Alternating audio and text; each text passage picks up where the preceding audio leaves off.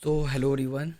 This is the strategy for NDA exam for the September attempt 2026, right?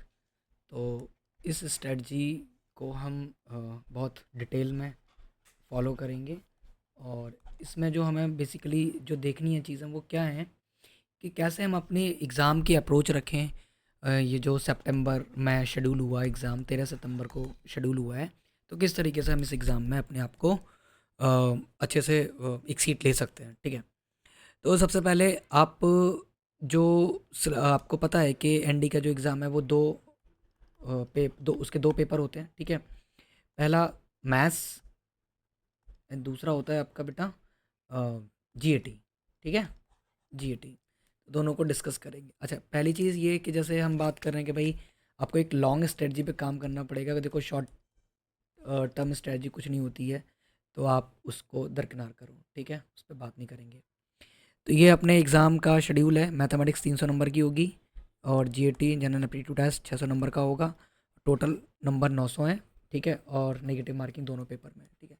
अब समझो यहाँ पे कि ये जो 900 नंबर का पेपर है, ठीक है, इसमें से आपको 800 और 700 नहीं लाने हैं, ठीक है। अगर पास्ट कट ऑफ्स की बात करो तो 900 में से तकरीबन मेरे ख्याल से कभी 305 कभी कुछ, तो आप मान के चलो कि आपको स्कोर करना है 450 के राउंड, ठीक है। मतलब आप इतना मान के चलो, ये कट ऑफ से बहुत ऊपर है, मैं आप बताऊँ आपको, ठीक है, कट ऑफ से बहुत ऊपर है। तो 450 से 500 मान के चलो आप, ठीक है। ये आपका मिनिमम स्कोर होना चाहिए, मैक्सिमम आप कितना भी ले आओ, बट ये मिनिमम स्कोर होना चाहिए, ठीक है। बात समझ में आ रही है? तो ये जो आप देख रहे हो यहाँ पे मैथमेटिक्स में, देखो अपनी 11वीं 12वीं की पूरी मैथ्स आएगी, ठीक है, पूरी मैथ्स आएगी, ठीक है। तो जब पूरी मैथ्स आएगी तो हमें कौन कौन से टॉपिक करने हैं, क्या छोड़ना है, क्या करना है, वो सब हमें डिटेल में करेंगे, ठीक है। यहाँ पे हम बात करें जो मैथ्स की स्ट्रेटजी है, आपको अलजेब्रा पे फोकस करना है, ट्रिग्नोमेट्री पे फोकस करना है और कैलकुलस पे फोकस करना है, ठीक है। आगे थोड़ा लॉग के क्वेश्चन भी होंगे, ठीक है, मतलब ये अलजेब्रा ही में आ जाएगा। अलजेब्रा अपने आप में काफ़ी बड़ा टॉपिक है, ठीक है। तो ये जैसे कॉम्प्लेक्स नंबर हो गया, ठीक है, और परमुटेशन कॉम्बिनेशन हो गया और ये सारी चीज़ें, ठीक है। ट्रिग्नोमेट्री आपने देखी है, ठीक है, और कैलकुलस, ये मेजर मेजर पूरे आपके टॉपिक हैं। अगर आपने इन पे कमांड अच्छी कर ली तो आपको अच्छा खासा बेनिफिट मिलेगा एग्ज़ाम में, ठीक है। ये ट्रिको हो गया आपका और ये कैलकुलस हो गया, ठीक है। ये आपका पूरा ट्राइंगल है। फिर आपको पी वाई क्यू बहुत ज़्यादा प्रैक्टिस करने हैं, ठीक है।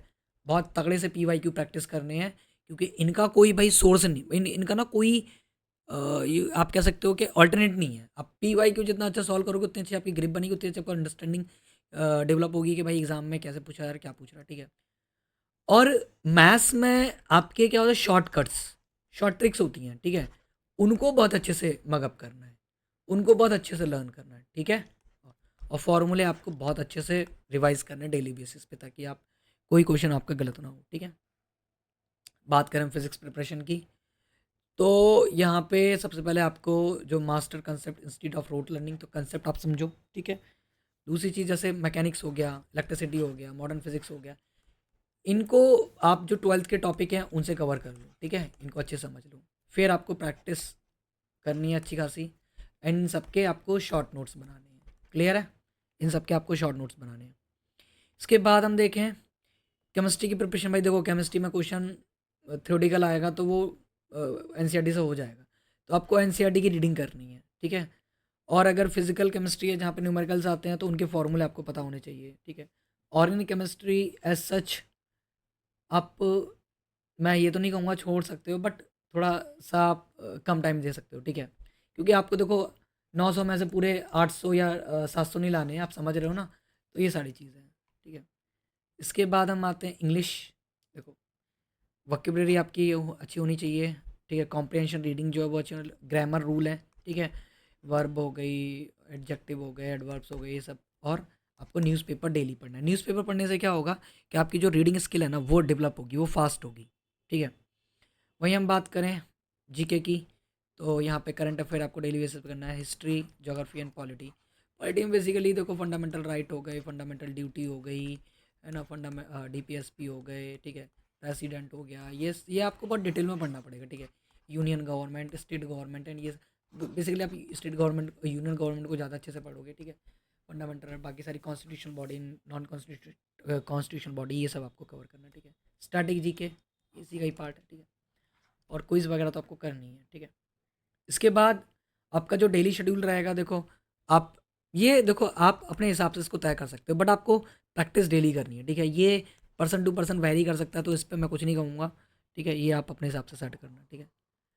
अब टाइम मैनेजमेंट, देखो अगर आपको एग्ज़ाम क्वालिफाई करना है तो डेफिनेटली आपको टाइम मैनेजमेंट बहुत अच्छे से करना पड़ेगा, अदरवाइज़ आप समझ सकते हो, ठीक है।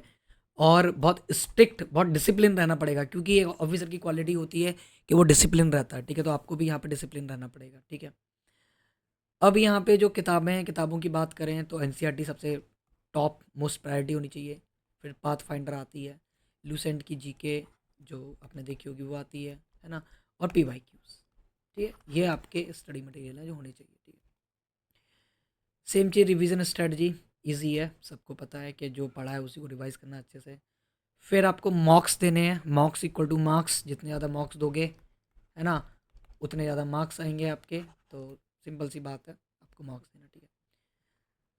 फिजिकल फिटनेस का भी बहुत ध्यान रखना है, डेली रनिंग करनी है, पुशअप्स लगाने हैं, डाइट का बहुत अच्छे से, प्रॉपर नींद लेनी है, नहीं ये सारी चीज़ें, ठीक है। ये जो है ये अभी हम बाद में डिस्कस करेंगे, ठीक है, क्योंकि ये सब आपके सिलेक्शन के बाद की बातें हैं। थोड़ा सा ये चीज़ें देख लो कि पॉजिटिव रहना है ड्यूरिंग द प्रिपरेशन, कंसिस्टेंट रहना है, ठीक है। बहुत टाइम में लगेगा यार यार क्या पढ़ रहा हूँ मैं ये, तो उस चीज़ को थोड़ा अवॉइड करना है, ठीक है। पीवाईक्यू बहुत अच्छे से करने हैं, ट्रेंड समझना है एग्ज़ाम का, कैसे क्वेश्चन किस एरिया से ज़्यादा क्वेश्चन पूछे जा रहे हैं, उन्हीं को मतलब टारगेट करके फोकस करना है, ठीक है। 3 मंथ की स्ट्रेटजी यही सब है जो हमने अभी डिस्कस करा। एंड इसके बाद आपका एग्ज़ाम डे स्ट्रेटजी हम बाद में डिस्कस करेंगे जब आपका एग्ज़ाम होगा उससे 1 वीक पहले। एंड बाकी ये सब आपके रोड मैप पे एक तरीके से आपको डिसिप्लिन रहना है, ठीक है। हार्ड वर्क बहुत करना है, कंप्लीट स्ट्रेटजी पूरी सिंसियरली फॉलो करनी है, और ये नहीं समझना कि भाई एनडीए बहुत डिफिकल्ट है, बहुत अच्छी वाली एग्ज़ाम है, ठीक है। और देखो यार सिंपल सी बात है, आपको 300 में से 900 में से बस आपको 450 500 टारगेट करना है, लगभग 50% आपको मार्क्स लाना है। तो बहुत सारी चीज़ें हैं जहाँ पे आप उनको स्किप कर सकते हो, ऐसा नहीं है कि आपको सारी पढ़ के जानी है चीज़ें, ठीक है। आई बात समझ में। और इसके बाद अगर हम समझें कि भाई साइंस है, तो देखो साइंस एक 50 जो क्वेश्चन आएंगे वो साइंस के आएंगे, और ये ऐसा ऐसा टॉपिक है कि जहाँ पे अगर आप एनसीईआरटी पढ़ लोगे 9th 10th की, ठीक है, तो आप 50 में से अच्छा खासा लगभग मेरे ख्याल से 40+ क्वेश्चन कर ले जाओगे, ठीक है। 40+ क्वेश्चन कर ले जाओगे। तो थोड़ा सा तरीके से करना है, जब हम सब्जेक्ट वाइज पढ़ेंगे इसको, ठीक है, एक एक टॉपिक डिस्कस करेंगे, तो हम वो भी देखेंगे जो हमारे हाई यील्डिंग एरियाज़ हैं हम उनको भी फोकस करेंगे, और बाकी सारी चीज़ें, ठीक है। Okay, thank you.